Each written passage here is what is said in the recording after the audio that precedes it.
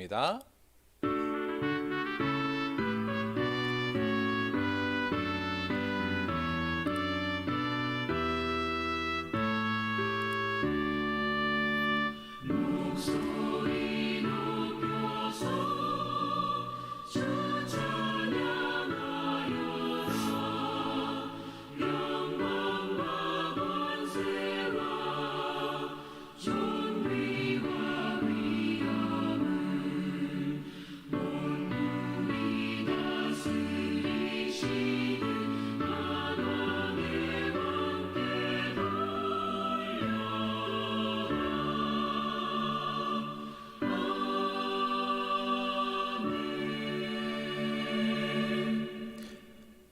여호와 앞에 잠잠하고 참고 기다리라.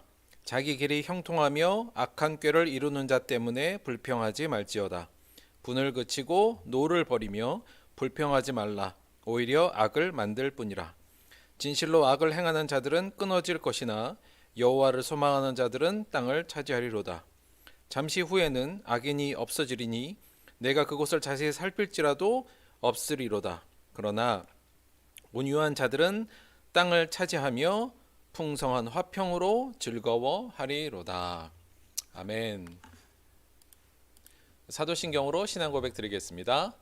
전능하사 천지를 만드신 하나님 아버지를 내가 믿사오며 그 외아들 우리 주 예수 그리스도를 믿사오니 이는 성령으로 잉태하사 동정녀 마리아에게 나시고 본디오 빌라도에게 고난을 받으사 십자가에 못 박혀 죽으시고 장사한 지 사흘 만에 죽은 자 가운데서 다시 살아나시며 하늘에 오르사 전능하신 하나님 우편에 앉아 계시다가 저리로서 산 자와 죽은 자를 심판하러 오시리라. 성령을 믿사오며 거룩한 공예와 성도가 서로 교통하는 것과 죄를 사하여 주는 것과 몸이 다시 사는 것과 영원히 사는 것을 믿사옵나이다. 아멘. 자, 제가 대표로 하나님께 기도하겠습니다.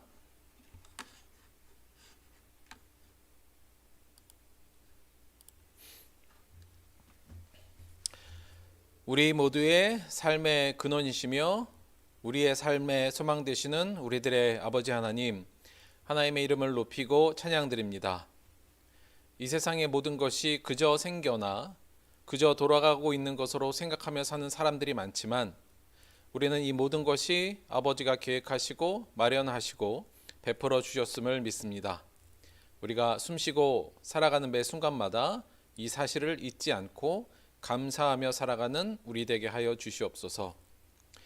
하나님, 우리가 하나님을 사랑한다고 말하고 하나님의 뜻을 받들어 이웃을 사랑한다고 말은 하지만 사실은 사랑이라기보다는 보상을 바라는 계산된 마음, 청결하지 못한 마음으로 마음에서 벗어나지 못하는 모습을 우리 스스로 많이 봅니다. 주님, 원하기는 우리의 이 이기적인 마음을 깨끗이 씻어 정결한 마음으로 하나님을 따르길 원합니다. 우리가 이 일에 늘 깨어 기도하게 하시고 우리 자신을 살펴 주님과 같은 청결한 마음의 소유자가 되게 하여 주옵소서. 그리하여 우리가 하나님의 나라에 들어가 하나님의 얼굴을 대할 때, 그 앞에 섰을 때 부끄러움이 없는 자가 되게 인도하여 주옵소서. 세상 전체가 질병의 공포와 이로 인한 고난에서 주님 신음하고 있습니다. 주님, 저희들을 불쌍히 여겨 주옵소서. 그러나 주님, 우리가 이 위기에서 이 위기로 말미암아 와해되는 것이 아니라 하나로 뭉쳐 이겨낼 수 있는 지혜를 주시옵고 아울러 이 질병과 현재 싸우고 있는 많은 이들을 위로하시며 힘을 주옵소서. 우리가 또한 그리스도인으로서 이 위기에 세상의 희망으로 세상 앞에 나설 수 있도록 함께하여 주옵시고 이를 위해 우리가 기도하고 노력할 수 있도록 인도하여 주옵소서. 주님, 오늘은 저희가 온라인으로 모였습니다. 비록 서로의 온기를 느끼지는 못하지만 이렇게 공간을 넘어 함께할 수 있는 환경이 있음에 다시 한번 감사드립니다. 비록 멀리 떨어져 있고 서로 가까이 있지 못하지만 마음을 다해 하나님의 말씀에 함께 집중하며 함께 하나님을 높이는 귀한 시간 될 수 있도록 인도하여 주옵소서. 감사드리며 예수님의 이름으로 기도했습니다. 아멘.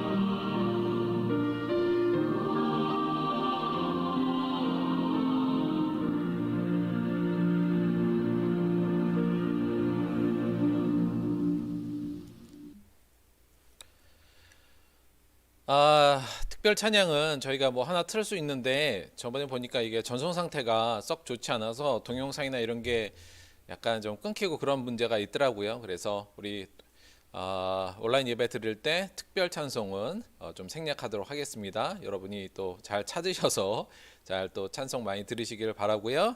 바로 오늘 말씀 찾도록 할게요. 오늘 말씀은 마태복음서 5장 9절의 말씀입니다. 제가 워낙 요즘 짧은 말씀을 하다 보니까 성경 잘 안 찾으시는 것 같긴 한데 여하간 갖고 있는 성경 피셔서 마태복음 5장 9절 같이 한번 봉독하도록 하겠습니다. 가족끼리 함께 있으니까 여기 좀 소리는 낼 수 있겠죠. 자, 오늘 9절 말씀 다 같이 한번 봉독해 보도록 하겠습니다. 시작. 화평하게 하는 자는 복이 있나니 그들이 하나님의 아들이라 일컬음을 받을 것임이요. 아멘. 자, 오늘의 제목은 화평하게 하는 자. 이제 그 팔복도 거의 이제 마지막 부분에 왔죠. 그래서 오늘은 화평하게 하는 자는 제목으로 하나의 말씀 함께 나누도록 하겠습니다. 제가 고등학교 2학년 때인 것 같아요. 지금으로부터 한 31년 전, 1989년 정도인 것 같습니다. 고등학교 때 국어 수업을 듣고 있는데 당시에 국어 선생님이 윤종복 선생님이라는 분이셨어요. 사실 그 당시에 저희 담임 선생님 이름도 기억이 안 나는데 이분은 성함이 기억납니다. 사실은 굉장히 저에게 좀 그분 국어 수업을 좋아했고 참 잘 가르치시기도 했고 재밌게 가르치시기도 했지만 또 굉장히 가슴에 남는 이야기들을 좀 많이 해주셨어요. 그 중에서 한 가지 잊혀지지 않는 얘기가 있는데 이분이 뭐라고 수업 시간에 그랬냐면 어떤 상황에서 그 얘기가 나온지 모르겠는데 이런 말씀을 하셨어요. 뭐냐면 야, 진짜 친구 관계가 뭔지 알아? 너희들한테? 너희들? 이러면서 말씀을 시작하셨는데 진짜 친구 관계란 말이야. 둘이 100번을 만나서 밥을 먹었는데 100번 모두 한 사람이 밥값을 내었어도 낸 사람이나 얻어먹은 사람이나 불평하거나 미안함이 없는 관계가 진짜 친구 관계야. 이렇게 얘기를 하시더라고요. 그러면서 이분이 하셨던 말이 정확하게 기억이 안 나는데 나는 이런 친구 한 10명 정도 된다. 이렇게 말씀하셨던 걸로 생각이 돼요. 그러면서 너희들은 정말 그런 친구가 있느냐 이렇게 물어보셨던 기억이 납니다. 당시에는 이 말을 들었을 때 이게 뭐 무슨 말인지 정확히 몰랐는데 멋있네 이 정도로만 생각을 했었는데 좀 더 살아가고 또 많은 친구들을 좀 만나고 하는 과정을 겪으면서 이게 참 어려운 일이구나. 이런 친구 관계 정말 이런 친구가 10명 정도 된다면 정말 그 사람은 인간관계에서 정말 성공한 게 아닌가 이런 생각이 요즘 들기도 합니다. 사실 이런 친구 우리 주변에 우리가 갖기가 굉장히 어렵죠. 이게 왜 어려운가 그리고 왜 이게 대단한 건가를 좀 고민해 보면 이런 문제 때문에 좀 이런 것 때문에 그런 것 같습니다. 뭐냐면요, 사람과 사람 뭐 어떤 관계 속이라고 할 거 없이 사실 사람과 사람의 관계를 유지시켜주는 기본적인 룰이 있습니다. 그러니까 사람과 사람이 관계를 갖게 되었을 때 그 관계가 유지되게 만들어주는 기본적인 룰이 있는데 한마디로 말하면 이게 기브 앤 테이크, 주고 받는 겁니다. 그러니까 관계가 유지되기 위해서는 일정 부분을 주고 일정 부분을 받을 때 서로가 이 관계가 유지된다고 할 수 있는 거죠. 어찌 보면 굉장히 보편적인 법칙이기도 하고요. 우리의 인간관계를 전반적으로 다 지배하고 있는 룰이라고도 볼 수 있습니다. 주고받는 게 꼭 있어야 된다는 거죠. 사실 우리의 어떤 직장이나 또는 일반적인 사회관계에서는 이게 아주 절대적이라고 할 수 있습니다. 기브 앤 테이크죠, 다.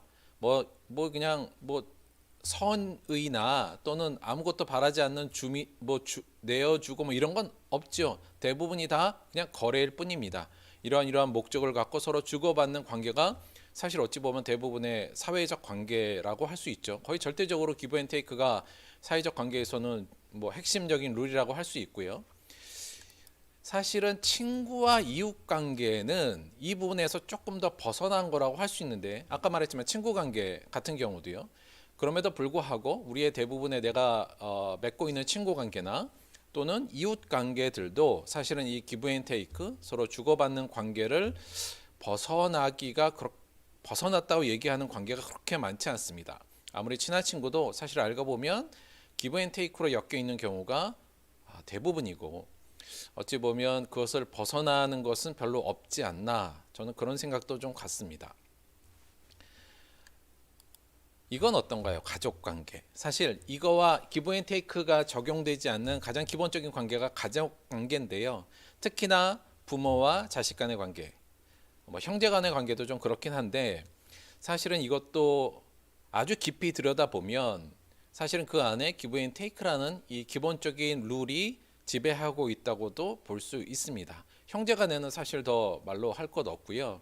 물론 이거를 가장 뛰어넘는 게 이제 부모가 자식에게 주는 내리사랑, 그냥 기부만 하는 거죠. 부모는 그렇다고 볼 수 있지만, 때로는 왜 그런 거 있지 않습니까? 야, 이건 뭐 자식이 아니라 왼수다, 뭐 이런 말도 우리가 쉽게 나온다는 것은 그만큼 자식과 부모의 관계라 할지라도 깊숙이 들어가면 그 안에서도 기브 앤 테이크의 어떤 면모가 분명히 있다. 사실 그래서 이것을 뛰어넘는 어떤 부모님의 사랑이 이 시대에 사실은 되게 동경받기도 하고요. 대부분의 관계가 기브 앤 테이크인 관계에서 그것이 아닌 친구 관계, 정말 아무 사심 없이 주고 받을 것을 기대하지 않는 그런 친구 관계가 굉장히 소중하고 귀한 가치로 여겨지는 것도 워낙 이런 기브 앤 테이크가 우리의 모든 관계를 지배하는 룰이기 때문에 그렇다고 볼 수도 있을 것 같습니다. 한마디로 말하면 우리 사회에서 우리 내 주변에서 어떤 관계를 맺고 있는 사람들과 그 관계를 유지하는 데 있어서의 핵심은 기브 앤 테이크다. 그게 우리 사회 전반과 우리 생각 전반, 또 우리의 관계 안에 전반적으로 지배하는 법칙이다. 이렇게 얘기할 수 있을 것 같아요. 사실은 이것은 오늘날의 이야기만은 아닌 것 같습니다. 사실 문명 이래로 이 법칙, 관계를 유지하는 데 있어서의 기브 앤 테이크는 거의 절대적이라고 볼 수 있을 것 같은데요. 1901년에 어느 프랑스 탐험가가 이 석비를 발견했어요. 이게 이제 그 예전 고대 바빌로니아 시대 함무라비 왕 시대에 있었던 어떤 큰 석탑이었는데, 이 안에 우리가 잘 아는 것 같이 역사 시간에 배운 것 같이 함무라비 법전이라는 게 있었습니다. 지금으로부터 한 3500년경 전인데, 그 당시의 사회, 아주 고대 사회의 어떤 성문법이 여기에서 우리가 성문법이 나와서 많은 사람들이 큰 관심을 가졌었죠. 그러니까 이 지금으로부터 3500년 전의 사회에서의 성문법에 이 법이 있었습니다. 렉스 탈리오니스 탈리오 법칙이라고 보통 부르는 건데요. 동해보복법, 우리나라 말로 번역하면. 그러니까 이 그 함무라비 법전 안에 이 내용이 있었는데, 이 내용이 뭐냐면 피해자가 받은 피해와 동일한 보복을 가하는 법이 이 렉스 탈리오니스 탈리오법, 동해보복법이라는 겁니다. 그러니까 이 법전, 이러한 내용이 이 함무라비 법전에 있었다는 건데요. 이 얘기는 뭐냐면 이 고대에서도, 그러니까 결국 이 내용이 우리가 흔히 아는 것 같이 그거거든요. 눈에는 눈, 이에는 이.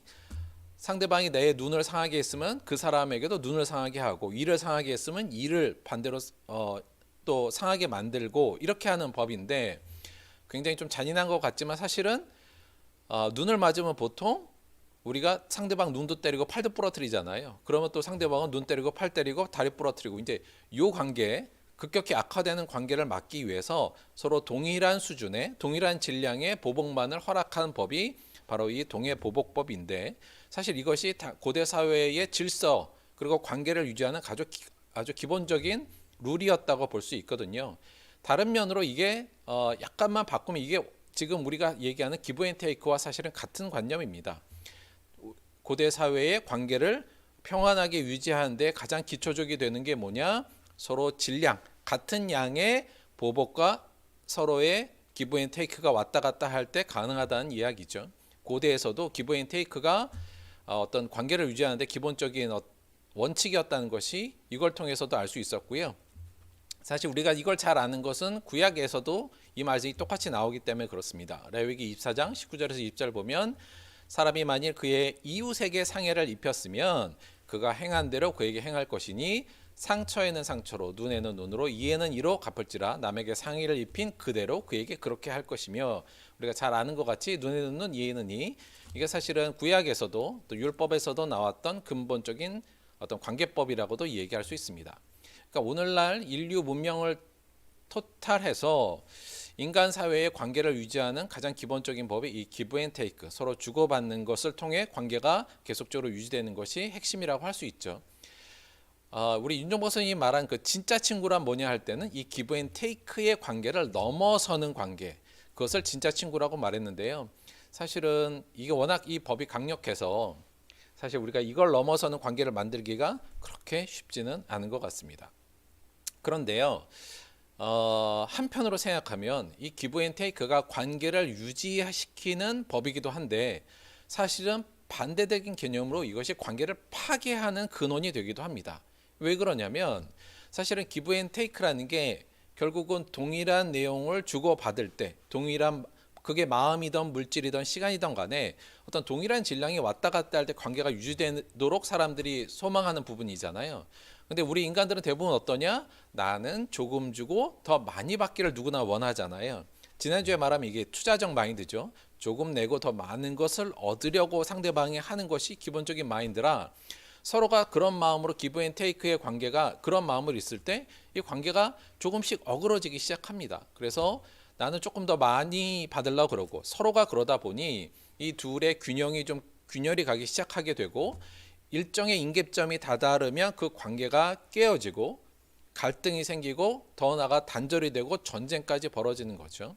그러니까 국가 간에 만약에 이 기브 앤 테이크의 어떤 힘의 균형이 무너지면 바로 전쟁이 일어나고 하나는 속국이 되는 일이 역사를 통해서도 많이 증명됐던 부분이 있습니다. 우리 역사적으로 볼 때 수많은 전쟁과 또는 갈등의 양상이 있었다는 건 뭐냐면 이 기브 앤 테이크가 이 룰이 사실은 수많은 관계의 파괴 그리고 관계의 단절의 단초가 되었다는 것을 사실은 부인할 수 없어요. 그런 역사적 상황을 보면. 그래서 이게 참 애매묘한 건데 이것이 일반적으로 우리의 관계를 유지하는 근본 법칙으로 작용은 하나 수많은 갈등과 전쟁 그리고 단절을 일으키는 단초가 되는 룰이 되기도 한다. 이것을 우리가 꼭 알아둬야 될 필요가 있다고 생각합니다. 정말 기브 앤 테이크를 넘어서는 그런 관계가 우리 안에 많을수록 참 풍성한 삶을 살 텐데요. 그게 참 어렵다는 생각도 동시에 좀 같네요. 자, 좀 서론이 길었는데요. 오늘 본문 직접적으로 좀 보도록 하겠습니다. 오늘은 화평하게 하는 자는 복이 있나니 그들이 하나님의 아들이라 일컬음을 받을 것이며 마태복음 5장 9절의 말씀입니다. 잠깐 원문 우리가 보듯이 잠깐 보고 넘어갈게요. 특별히 어려운 건 없는데 여기 화평하게 하는 자라는 말 여기 나왔던 호이 에이레노 포이오입니다. 그러니까 이게 우리가 에이레네라는 말 여러분 교회에서 많이 들어보셨잖아요. 그러니까 에이레네라는 말이 평화고요. 여기 포이오이가 그 동사로서 뭘 만들다라는 단어예요. 그래서 이 두 단어가 합쳐져서 이 말이 평화를 만드는 이들, 화평하게 하는 자는 조금 더 직접적으로 말하면 영어로 말할 때 우리 피스메이커 딱 이게 정확한 건데요.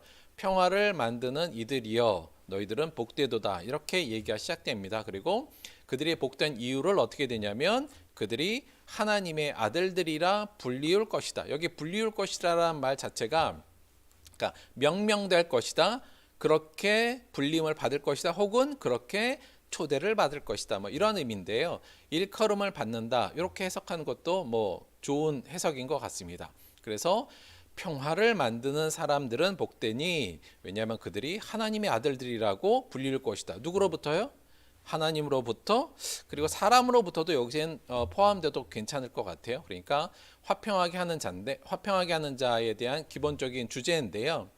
그래서 조금 먼저 우리가 살펴볼 건 이게 화평이라는 거, 평화라는 거. 이 에이레네라는 말이 우리나라 성경에서는 화평 또는 평화, 평강으로도 번역이 되어 있어요. 너에게 평강이 있을지어다. 이러고 할 때 너희한테 평화가 있을지어다. 이 말이거든요. 그래서 굉장히 많이 사용된 용어고 우리 구약으로 가면 이게 샬롬이라는 단어와 같이 쓰이는 연관되는 단어잖아요. 그래서 사실은 굉장히 이 화평이라는 개념은 큰 개념이고 또 성경에서 사랑만큼이나 성경 전체를 아우르는 굉장히 큰 개념이죠. 그래서 요거를 저희가 전체적으로 다 하기는 좀 어려운데 오늘은 요 화평하게 하는 자가 대체 어떤 의미로 여기서 예수님께서 말씀하셨는지를 우리가 그 산상수훈의 요 부분에 대한 해설 부분을 보면서 조금 좁혀서 이야기를 좀 해보도록 할게요.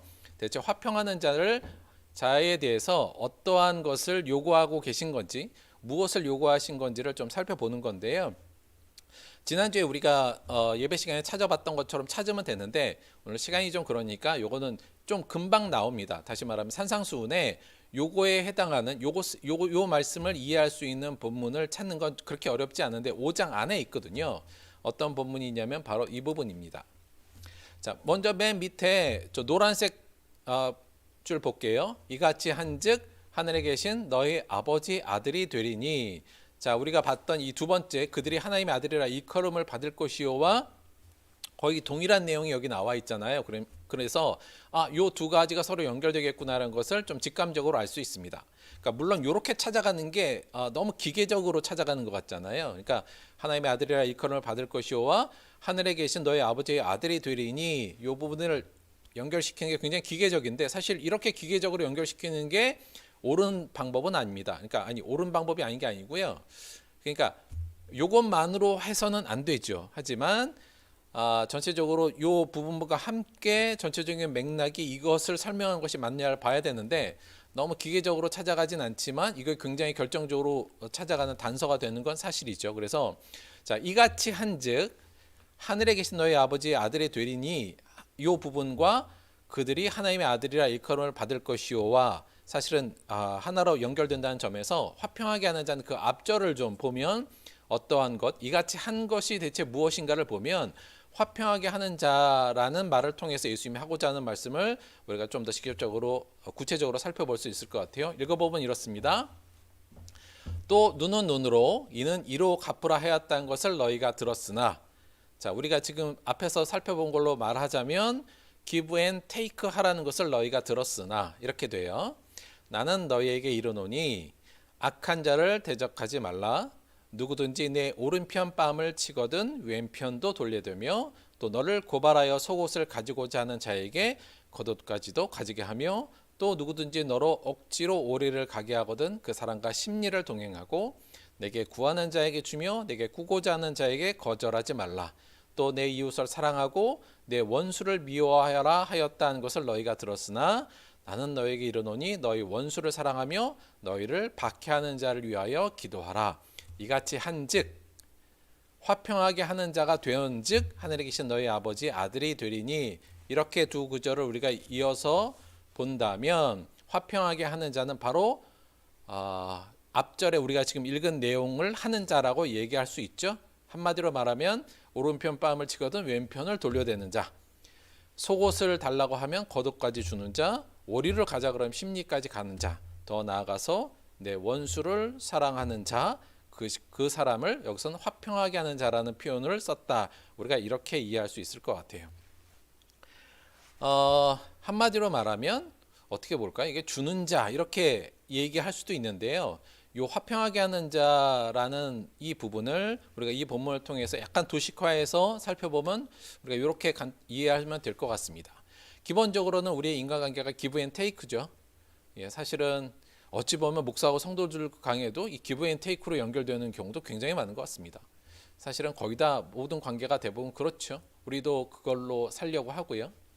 사실은 기부하려는 사람보다는 테이크하려는 사람들이 훨씬 더 많잖아요. 그래서 오히려 기부 앤 테이크하는 사람들, 정확하게 이 두 가지의 균형을 맞추는 사람들은 오히려 이 사회에서는 굉장히 좀 이상적이고 또는 나름 그 관계를 잘하는 사람으로 비춰지는 것도 사실입니다. 사실 그 정도만 해도 나는 테이크만 할래, 나는 얻기만 할래 하는 사람들이 워낙 많아서 훌륭한 사람이긴 하지만 여하간 기브 앤 테이크, 눈에는 눈, 이에는 이 원칙으로 살아가는 것을 예수님께서 예로 들면서 이게 아니라 더 발전돼야 된다는 말씀을 하신 거잖아요. 근데 그 발전의 방향이 뭐냐면 원래는 여기에서 한 번 더 발전된 건 뭐냐면 기부하고, 그러니까 기부할 때 내가 받을 것을 예상하거나 받을 것을 고민하고 계산하고 주는 것이 아니라 그냥 순수하게 주는 게 발전된 단계의 더욱더 발전된 단계의 윤리라고 할 수 있죠. 그래서 이걸 give and forget, 주고 잊어버리는 거예요. 내가 줬다는 것도 잊어버리고 뭘 받을 걸 예상하지 않는 거. 그래서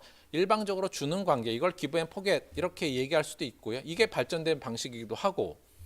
근데 오늘 말씀은 여기서 더 나가는 거죠. 뭐냐면 기부하고 아무 바람 없이 forget해서 그냥 무조건 주되 또 주는 거잖아요. 또 주라는 거예요.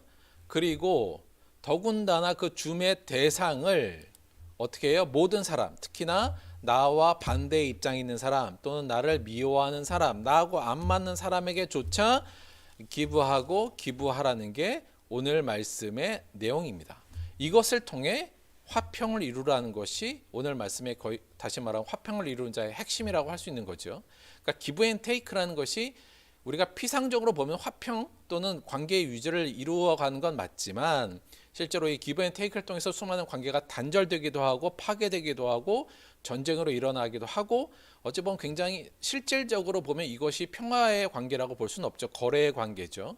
예수님께서 화평하는 자가 되라, 화평이란 가치를 만들어라 라고 할 때는 무슨 어떤 방식을 통해서요? 기브 앤 테이크가 아니라 기부하고 포겟하고 또 주는 거, 끊임없이 자기를 내어줌으로 진정한 화평을 만들라는 것이 오늘 본문에서 화평하게 하는 자, 화평을 만드는 자의 의미로 우리가 이해할 수 있을 것 같습니다. 이렇게 정리하면 좀 될 것 같아요. 화평하게 하는 자가 어떤 자냐? 동등한 거래, 그러니까 기브 앤 테이크로 유지되는 피상적인 화평이 아니라 겉만 화평인 관계가 아니라 자기의 모든 것을 내어줌으로 청결한 마음으로 자기의 것을 주고 또 주는 모습으로 세워지는 타인과 나 사이의 진정한 화평을 만들어라. 그것이 오늘 화평케 하는 자, 화평을 만드는 자로 우리가 이해하면 되는 부분이라는 생각이 듭니다. 참 어려운 일이죠. 사실은 기브 앤 테이크를 정확하게 하는 것도 쉽지 않은데 그것을 넘어서 기부하고 포겟하고 바라지 않고 주고 더 나아가서 바라지 않고 주는 걸 반복하고 그 대상을 모든 사람들, 특히 내가 미워하는 사람들 원수에게까지 확장하라는 이 예수님의 명령은 굉장히 어렵지만 확실한 건 이럴수록 이렇게 된다면 정말 화평한 관계는 진정한 화평과 평화는 이루어질 거라는 것은 의심할 바가 없는 것 같습니다. 사실은 근데 이걸 보면서 그런 생각이 들어요. 뭐냐면 이게 대체 화평이 뭐 이렇게 중요한 건데 나와 타인 사이의 평화가 뭐가 그렇게 중요한 건데 하나님께서 이렇게까지 강조하시나 이런 생각이 좀 들기도 합니다. 하나님이 뭘 이렇게 화평을 그렇게 좋아하시나 이런 생각이 드는데요. 사실 왜 좋아하시는지는 저도 잘 모르겠으나 명확한 건 성경에서 하나님은 하나님의 가장 독특한 독창성 중에 하나가 바로 평강의 하나님이기도 하고요. 또 성경 전체에 이 화평이라는 가치가 아까 말씀드렸듯이 편만에 있다는 것을 보면 하나님이 이것을 매우 강조한다는 것은 분명합니다. 특히 하나님의 나라, 우리가 생각할 때 하나님의 나라를 우리가 자꾸 만들자, 소망하자 이런 얘기를 많이 하잖아요. 하나님의 나라를 한마디로 말씀드리면 어떤 나라냐? 평화의 나라입니다. 이것이 잘 나타나 있는 부분이 사실 이사야서의 말씀, 우리가 좀 잘 아는 말씀인데요. 그때 조금 설명하자면 예수께서 이 땅에 오셔서 하나님의 평화가 이 땅에 올 때, 그때 이리가 어린 양과 함께 살며 표범이 어린 연소와 함께 누우며 송아지와 어린 사자가 살찐 짐승이 함께 있어 어린아이에게 끌리며 암소와 곰이 함께 먹으며 그들의 새끼가 함께 엎드리며 사자가 소처럼 풀을 먹을 것이며 젖먹는 아이가 독사의 구멍에서 장난하며 젖된 어린아이가 독사의 굴에 손을 넣을 것이라. 내 거룩한 산 모든 곳에서 해됨이 없고 상함도 없을 것이니 이는 물이 바다를 덮음같이 여호와를 아는 지식이 세상에 충만할 것임이니라. 구약에서 그리는 하나님의 나라, 또 이사야가 우리에게 선포한 하나님의 나라의 모습은 한마디로 어떤 나라예요? 힘 있는 자나 없는 자나 서로 다르고 서로 종까지 다른 모든 하나님의 피조물들이 서로 화평함으로 공존하는 그 나라가 하나님의 나라라고 소망하고 있거든요. 하나님의 나라는 한마디로 말하면 하나님의 모든 피조물, 하나님을 포함한 하나님의 모든 피조물들이 평화로 공존하는 그 나라, 사실은 그 나라가 하나님의 나라의 가장 큰 모습 중에 하나다. 우리가 이렇게 얘기할 수 있습니다. 그만큼 평화는 우리가 하나님을 따르는 자에 있어서 굉장히 중요한 가치이고 핵심적이라고 할 수 있고요. 물론 신약에서도 이 평화와 화평이 굉장히 강조되는데요. 특별히 이 한 말씀만 보자면 로마서에서도 하나님의 나라는 먹고 마시는 것이 아니요. 서로 이제 당시에 사람들이 싸우는 정황에서 나온 말씀이긴 합니다만 하나님의 나라는 오직 성령 안에 있는 의와 평강과 에이렌의 평화와 희락이라. 이렇게 신약에도 말을 하고 있거든요. 하나님의 나라는 한마디로 어떤 나라냐? 평화의 나라, 에이렌의 나라, 화평의 나라, 평강의 나라. 따라서 우리가 만들어야 될 하나님의 나라의 핵심은 뭐냐? 우리 주변의 사람들과 화평하게 하는 것. 그 화평의 메이커가 되는 것이 우리들의 굉장히 중요한 점이다. 이 점을 오늘 말씀을 통해 꼭 기억했으면 좋겠습니다. 자, 다음으로 우리가 그 뒤에 부분 오늘 좀 더 살펴볼 텐데요. 그렇게 되면 어떻게 하면요, 화평케 하는 자, 화평을 만드는 자가 되면 그 보상으로, 보상이라고 말하기엔 좀 그 결과로 그들이 하나님의 아들이라 일컬음을 받을 것입니다. 이렇게 오늘 말씀에서 얘기하고 있어요. 여기서 우리가 하나님의 아들이라고 할 때 우리가 보통 하나님의 아들 하면요, 보통 우리가 구원받아 획득한 새로운 지위의 의미로 우리가 많이 이해를 하거든요. 물론 그것도 맞습니다만 일반적으로 성경에서 뭐뭐의 아들, 뭐뭐의 자식이라고 할 때는 그와 닮았다는 의미로 많이 씁니다. 그러니까 근본적으로 우리가 하나님의 아들이 되었다는 것도 마찬가지지만 하나님과 닮은 자가 되었다는 뜻이기도 하거든요. 이게 우리가 흔히 왜 독사의 자식들 또는 뭐 우레의 아들 뭐 이렇게 표현할 때도 그와 닮았다는 것을 의미하는 표현으로 관용적으로 쓰는 것이 뭐뭐의 아들, 뭐뭐의 자녀 이런 뜻입니다. 그래서 그들이 하나님의 아들이라 일컬음을 받을 것임이라는 것은 하나님으로부터 또는 사람들로부터 야, 그거 정말 하나님을 닮았네, 하나님을 따른다더니 하나님과 정말 비슷하네, 이런 말을 듣는다는 것으로 우리가 이해하면 되거든요. 물론 우리가 하나님의 지위를 획득한 것도 여기에 포함된다고 할 수 있습니다. 근데 이 말에서 제가 오늘은 조금 더 중요한 부분으로 여러분하고 같이 얘기하고 싶은 부분이 있는데 바로 이 질문입니다. 뭐냐면 내가 하나님의 자녀임을, 또 내가 하나님을 닮았다는 것을 무엇으로 우리는 증명하려 하는가, 이 부분이에요. 말이 좀 어렵죠. 그러니까 이런 겁니다. 내가 하나님의 아들인데 우리가 그런 정체성을 다 갖고 있잖아요. 하나님의 자녀라는 정체성. 그 얘기는 하나님과 우리가 닮았다는 걸 의미한다는 거죠. 그러면 그 닮음의 내용이 뭐냐? 더 쉽게 얘기하자면, 한마디로 말하면 우리가 교회 다니고 그리스도인인데 그리스도인으로 타인들과 구별되는 점이 뭐냐? 정말 그리스도인으로서의 정체성의 핵심이 뭐냐? 이것을 얘기할 수도 있을 것 같아요. 그래서 우리가 이 부분을 좀 고민하고 싶은데요. 왜냐하면 많은 경우 우리가 내가 하나님의 자녀 되었다는 것을 무엇으로, 그 닮음의 내용을 무엇으로 보통 생각하냐면 이 부분으로 생각합니다. 뭐냐면 전지전능하신 하나님하고 닮아야 되잖아요. 우리가 하나님을 닮아야 그 아들은 닮는 거니까. 그래서 그 닮음의 대상으로 전지전능하신 하나님을 내어놓고 그걸 닮아야 되니까 어떤 걸 표상을 내놓냐면 성공한 나, 내 가족의 성공과 이 두 가지를 연결시켜서 하나님과의 닮음을 인식하려고 하는 경향이 매우 우리 안에 많습니다. 제가 말이 조금 어려워지긴 했는데 예를 들면 이런 거죠. 뭐냐면 자, 우리 안에 이런 게 있는 거예요. 내가 하나님의 아들이고 지금 하나님을 쫓는 자고 하나님의 사랑을 받는 자니 그분은 전지전능하신 분이고 내가 그분의 사랑을 받는 분이 그분의 전능하신 능력으로 나는 이 땅에서 성공한 자가 되어야 제대로 된 하나님의 자녀임을 세상에 증명할 수 있어, 이런 마음이 있다는 거죠. 사실 그렇지 않다고 생각할지 모르지만 우리 안에 또는 제가 볼 때 많은 성도들 안에 이 부분이 굉장히 크게 자리 잡고 있는 것 같습니다. 그러니까 내가 열심히 기도하고 열심히 교회 봉사하고 하나님을 열심히 믿었는데 사실은 내 사업이 잘 안 된다던가 내 자녀가 뭐 대학을 떨어지고 취직이 안 되고 사업에 실패하고 이게 뭔가 미스매치 됐다는 생각이 들어요.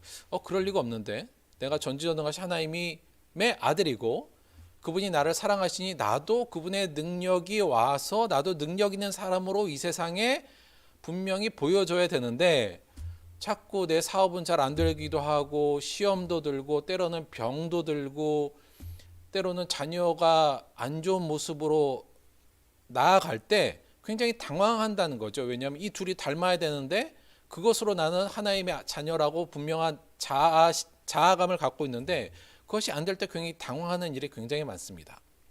한마디로 우리가 자꾸 어떤 식이요?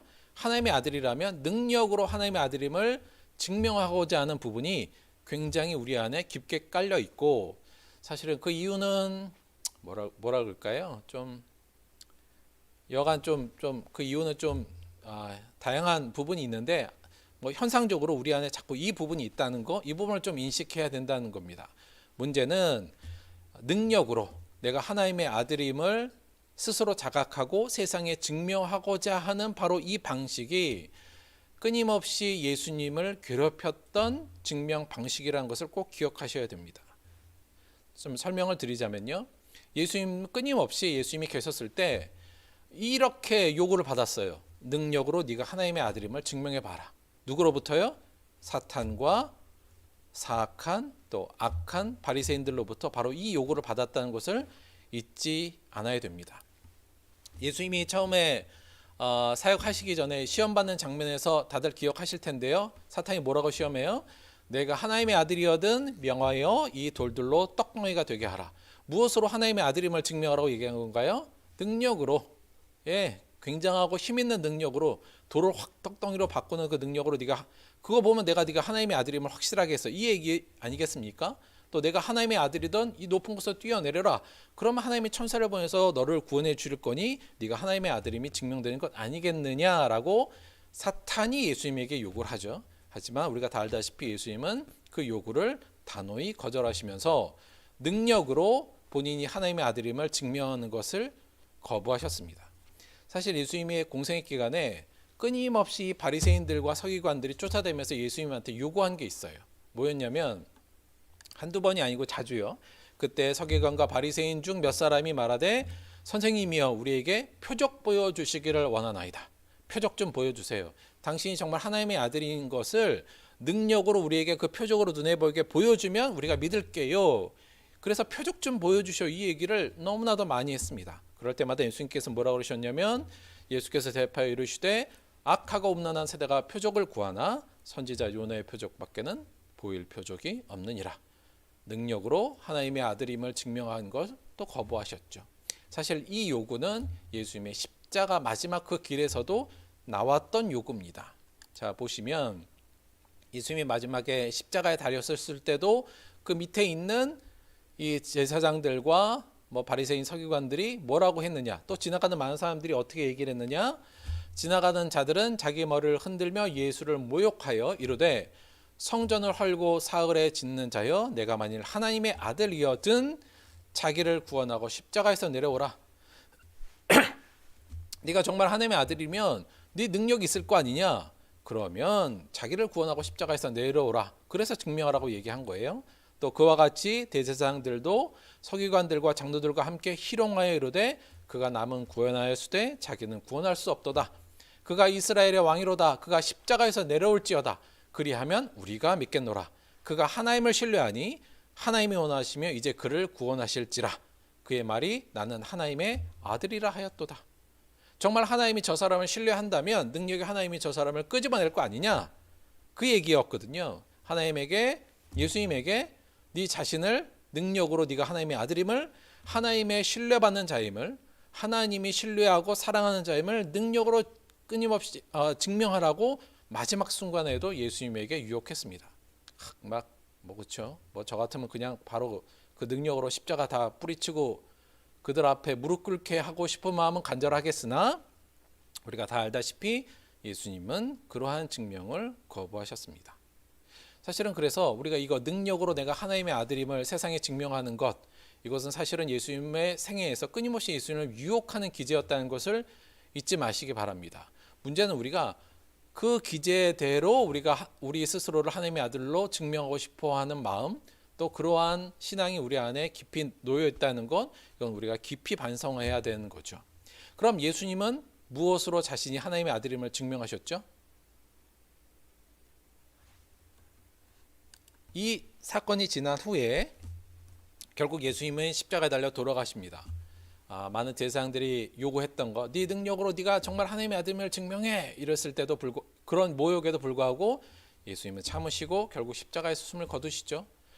그때 오히려 이방인이었던 로마의 백부장이 그 예수님의 죽으심을 보고 이렇게 고백합니다. 마가복음 15장 39절, 예수를 향하여 섰던 백부장이 그렇게 숨지심을 보고, 어떻게 숨지심을 본 거였냐면 자기를 끊임없이 희롱하고 모욕하는 그 수많은 사람들을 보면서 끝까지 그들을 용서하시고, 그들은 몰라서 저러는 거니 그들을 용서하여 주옵소서라고 하나님께 기도하며 죽는, 마지막까지 용서하시고 그들에게 긍휼과 자비를 베푸시며 그 십자가를 결국 통해 그들과 화해를 만들기 위해, 평화를 만들기 위해 십자가에 돌아가신 그 내용을 보며 그렇게 숨지심을 보고 그의 입에서 성령의 고백이 나옵니다. 이 사람은 진실로 하나님의 아들이었도다 하더라. 예수님은 자신이 하나님의 아들임을, 자기가 정말 하나님을 닮았다는 것을 무엇으로 증명하시고 무엇으로 자각하셨고 증명하셨냐면 평화를 만드는 것으로, 평화를 만드는 모습으로 본인이 진짜 하나님의 아들임을 증명하셨던 겁니다. 예수님은 자기의 모든 것을 주고 또 주고 그리고 자기 스스로를 주고 우리와 하나님 사이의 화평을 만드심으로 하나님의 아들임을 증명하신 거죠.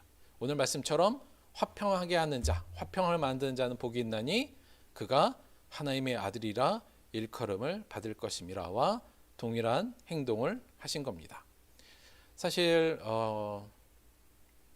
좀 마음이 아픈 건, 사실 우리 안에 내가 화평을 만드는 자로서의 자각, 그것이 정말 그리스도인으로서의 정체성이라는 거, 그리고 그래야 내가 하나님을 닮았다 하는 것을, 이 화평을 만드는 것이 아니라 능력을 중심으로 한 성공에 두는 모습을 우리가 갖고 있는 것이 굉장히 가슴 아픕니다. 굉장히 아이러니한데요. 뭐냐면 여러분, 그 교회 밖에 있는 사람들은 교인들에 대해서, 예수 믿는 사람들을 어떻게 기대하냐면 보통 다 착하고 온순하고 또 자비가 많고 화평하게 만드는 일을 하는 사람으로 보통 기대해요. 그러니까 이제 안 믿는 사람들이 교인이라면 아마 그럴 거야 이렇게 기대하죠. 그런데 오히려 반대로 교회 안에서는 잘 믿는 사람들은 어떤 사람들이라고 생각하냐면 하나님의 능력을 많이 받은 사람들, 그래서 세상에 성공하고 높은 곳에 올라가 있는 사람이 하나님의 아들이며 하나님을 닮았다는 것으로 오히려 교회 안은 그 반대의 모습을 갖고 있다는 것이 굉장히 아이러니합니다. 개인적으로 요즘 우리 기독교가 사회적으로 그 신임을 많이 잃는 가장 중심에 뭐가 있냐면 바로 이 인식의 차이인데, 사실은 오히려 그 내용이 바뀌어야 되는데요. 내용이 오히려 반대돼서 세상 사람들은 기독교의 핵심 진리를 잘 알고 있는 것 같고 마치 우리들은 곡해하고 있는 듯한 모습을 보면서 사실은 좀 창피하기도 하고 굉장한 경각심을 가져야 된다는 생각을 좀 갖습니다. 우리가 정말 하나님의 아들이라면 우리 안에 어떤 특징이 있어야 되느냐? 세상적으로 성공해서 나는 하나님의 큰 능력으로 이렇게 됐어가 아니라 나는 예수님이 그러셨던 것처럼, 하나님이 그러신 것처럼 나는 평화를 만드는 사람으로서 예수를 닮아가고 하나님의 자녀로서 하나님을 닮아간다는 이야기를 할 수 있는 것이, 그리고 그렇게 해야 되는 것이 우리의 본분임을 꼭 기억하시는 여러분 되시기를 바랍니다. 정리를 하면요, 화평케 하는 자는 복이 있나니 그들이 하나님의 아들이라 일컬음을 받을 것이며, 이렇게 정리를 한번 해볼게요. 동등한 거래, 기브 앤 테이크로 유지되는 피상적인 화평이 아니라 어떠한 식으로 화평을 만드냐면, 오늘 우리가 쭉 봐왔던 말씀으로 보자면 겸손에 겸손으로, 겸손을 주고 또 겸손으로, 온유에 또 온유로, 그리고 긍휼에 긍휼로, 더 나아가 예수님처럼 자신의 몸과 마음 모든 것을 내어주어 모든 이들과 더불어 진정한 화평을 만드는 이들은 참으로 복된 이들입니다. 왜냐하면 그들은 하나님으로부터 나를 꼭 닮은 내 아들이다 라는 말을 들을 것이기 때문입니다. 조금 다른 식으로 표현하면 정말 그리스도인답다라고 불릴 것이기 때문입니다. 이렇게 정리할 수 있을 것 같습니다. 사실은 이 말씀을 앞에 두고 저희가 참 겸손해질 수밖에 없고 참 낮아질 수밖에 없는 것 같습니다. 여전히 기브 앤 테이크에 매달리기도 하고, 사실은 기브 앤 테이크보다는 오히려 테이커가 되고 싶어하는 마음이 우리가 더 크니까요. 그럼에도 불구하고 오늘의 말씀은 우리가 어디로 가야 될지를 명확히 보여준다고 할 수 있습니다. 사실은 우리가 이제 어떻게 그런 화평을 정말 이웃과 잘 만들 것인가, 또는 더 구체적으로 우리가 화평을 방해하는 구체적인 요인들은 무엇인가라고 저희가 좀 더 살필 것들이 굉장히 많아요. 한꺼번에 다 말은 오늘은 다 못하겠지만 이 부분은 좀 명확하게 가졌으면 좋겠습니다. 내가 하나님의 아들이라면, 그리고 하나님의 백성으로 생각한다면, 내가 그리스도의 제자라면 나는 화평을 만드는 자, 평화를 만드는 자, 피스메이커가 되어야 되는 것이 필수구나. 이 부분은 우리가 꼭 그 부분이라도 우리가 좀 꼭 기억했으면 좋겠습니다. 마지막으로 예수님께서 아까 그렇게 돌아가시고요. 십자가에 달려 돌아가시고, 사실은 제자들은 당시에 예수님이 십자가에 달려 돌아가실 때 다들 도망갔잖아요. 어찌 보면 제자 중에 그런 제자들도 있었을지도 모르겠어요. 멀리서 지켜보면서 예수님이 저 십자가 위에서 천사들이 내려와 예수님을 건지고 그 모든 사람들을 무릎 꿇리는 거 아닌가? 그런 걸 기대했던 사람도 아마 있었을지도 모릅니다. 그런데 그런 기도와는 달리 예수님께서는 십자가에서 결국 물과 피를 흘리고 돌아가셨고 장례되셨죠. 그리고 3일 후에 예수님이 부활을 하십니다. 제자들은 두려워서 또 이제 유대인들을 무서워 산데 모여 있었는데, 그날 예수님이 부활하신 그날 저녁에 예수님께서 제자들을 찾아오십니다. 바로 그 부분이 요 말씀 안에 있는데요. 그날 곧 안식 후 첫날 저녁 때 제자들이 유대인을 두려워하여 모인 곳에 문을 닫았더니 예수님께서 처음으로 부활하신 다음에 제자를 찾아온 겁니다. 가운데 서서 이르시되 그 천말이 뭐였느냐? 너희에게 평강이 있을지어다. 여기 에이레네 휘민 이렇게 되어 있는데요. 사실은 너희에게 평강이 있을지어다. 일반적으로는 인사말이기도 하거든요. 사실은 샬롬 이런 말이기도 하니까. 근데 여기서는 강조되고 있는 걸 보면 그냥 단순히 하나님이 그냥 안녕 이렇게 하신, 예수님께서 안녕 이렇게 하신 말씀은 아닌 것 같고, 분명히 여기에는 큰 신학적 의미를 담고 말씀하셨던 거라고 저는 봅니다. 이게 에이렌의 휘민, 그러니까 너희에게 평화가 이렇게까지 해석되는 부분, 정확히 이런 부분인데요. 있을지어다라는 명령보다는 너희에게 평강이 화평이 임했다라고 이해하면 될 것 같아요. 무엇을 통해서요? 예수님의 십자가의 공로로 이제 죄로 인하여 끊어졌던 하나님과 너희 사이의 관계에 평화의 길이 열렸다. 평화가 열렸다. 이 얘기를 하신 거라고 볼 수 있거든요. 그리고 이 말씀을 하시고 손과 옆구리를 보이시니 제자들이 주를 보고 기뻐하더라. 예수님께서 또 이르시되 똑같은 말 한 번 더 반복하십니다. 너희에게 평강이 있을지어다.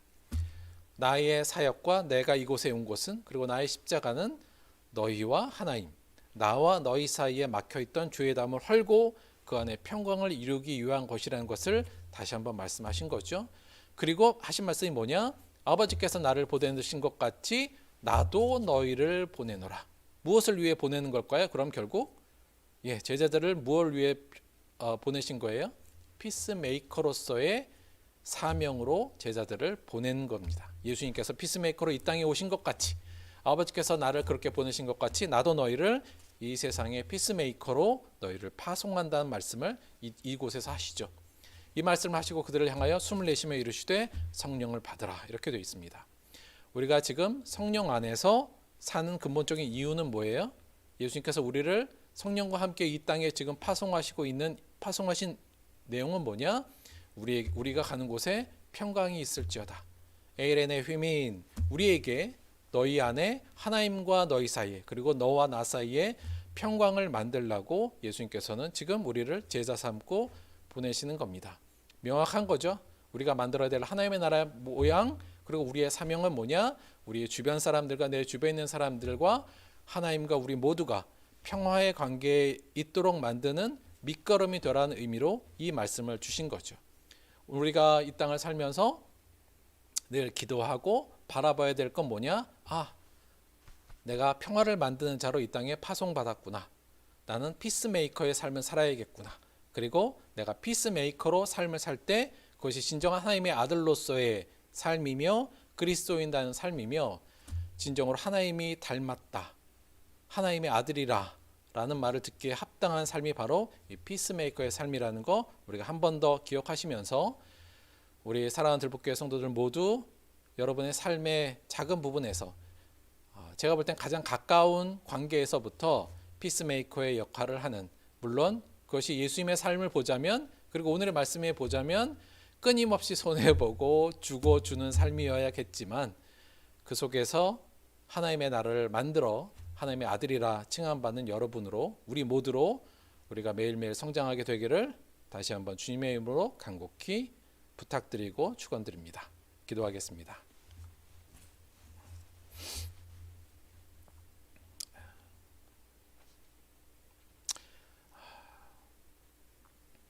하늘의 미랄이 땅에 떨어져 썩지 아니하면 그대로 있고 썩으면 많은 열매를 맺을 것이라고 말씀하셨습니다.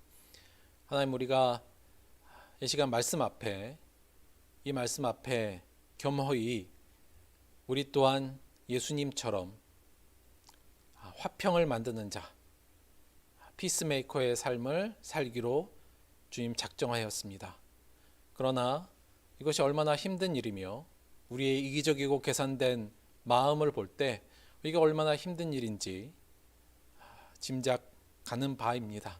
하지만 성령을 보내주신 우리의 성령님과 동행하며 매일매일 우리의 삶에 하나님의 화평을 만들어내는 자 되게 도와주옵소서. 우리에게 겸손을 더하시고 우리에게 긍휼을 더하시고 아울러 우리에게 온유한 마음과 사랑의 마음을 더욱더 주셔서 하나님, 우리가 가는 곳에는 분쟁과 단절이 아닌 화합과 하나됨, 그리고 화평이 넘치는 하나님의 나라를 만들어내는 우리들 될 수 있도록 인도하여 주옵소서. 사실 가족 간에도 사랑한다고 말하는 사람 안에서도 우리가 이것을 못 이뤄내는 것을 보며 가슴 아파하며 애통합니다. 우리의 이 애통이 애통으로만 그치는 것이 아니라 새로운 각오와 새로운 기도로 또 결단으로 이어질 수 있도록 하나님께서 함께하여 주옵소서. 감사드리며 다시 한번 우리에게 평화를 주신 하나님과 예수 그리스도께 감사드리며 예수님의 이름으로 기도했습니다. 아멘. 제 기도로 마치고요. 광고 말씀드립니다. 참 교회는 예쁘긴 한데 이따 밥 먹고 눈은 좀 쓸어야 될 것 같네요. 저희가 3주 동안 계획되어 있잖아요. 그래서 여간 3주 동안은 저희가 온라인 예배를 드릴 거고요.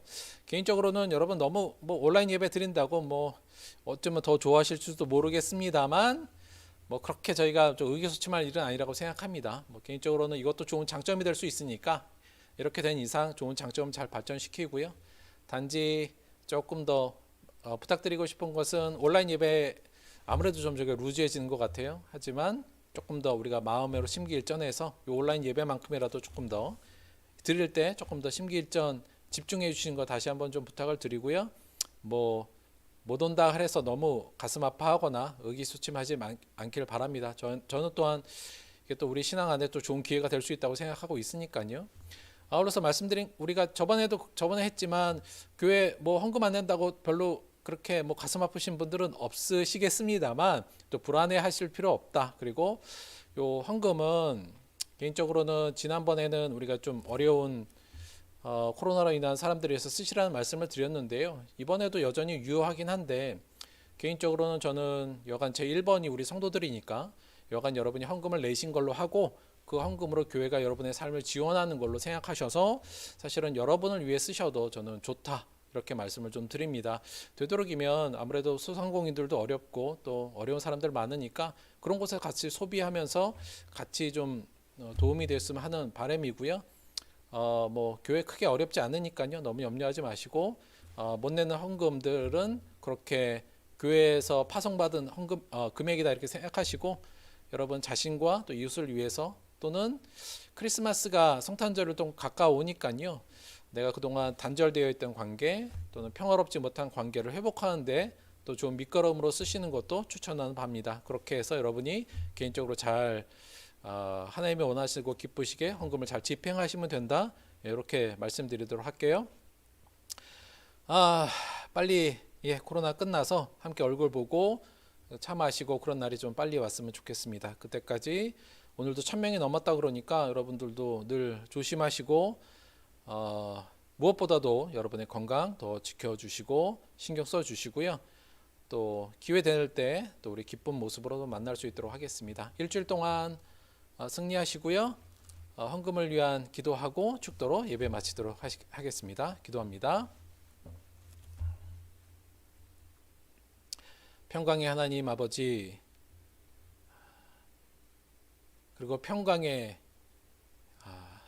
만드신 예수 그리스도 그분을 생각하며 우리 또한 우리 삶의 피스메이커로서의 삶을 이 시간 다짐했습니다. 하나님, 우리가 하나님의 아들임을 이것으로 확신하고 또 증거하는 자 될 수 있도록 인도하여 주옵소서. 성령님 우리 안에 함께하여 주셔서 우리 안에 있는 하나님의 성품을 우리가 개발하고 또 발전시키고 또 성령의 도움으로 말미암아 우리 안에 우리 주변에 평화의 사도로서의 삶을 온전히 감당할 수 있는 자 될 수 있도록 인도하여 주옵소서. 우리 안에 계산된 마음, 이기적인 마음을 제하여 주시고 예수님이 우리에게 끊임없이 주셨던 그 마음을 받들어 우리 또한 그 모습을 따라갈 수 있도록 함께하여 주옵소서. 주신 은혜 감사하여 귀한 예물 드렸습니다. 이 예물을 쓰이는 곳에 그리고 이 예물이 돌아가는 그곳에 하나님의 평강이 임하게 도와주시고 우리 드린 손길마다 하나님께서 함께하여 주셔서 세상이 줄 수 없는 하나님의 평강으로 가득 채워 주옵소서. 감사드리며 예수님의 이름으로 기도드렸습니다. 아멘. 지금은 우리 주 예수 그리스도의 은혜와 아버지 하나님의 영원하신 사랑과 보혜사 성령의 내주 교통하심이 예수 그리스도의 길을 따라 피스메이커, 화평을 만드는 자로 살아가기로 결단한 사랑 우리 모든 들벅교회 성도들의 삶 속에 지금부터 영원토록 함께하기를 간절히 축원드리옵나이다. 아멘.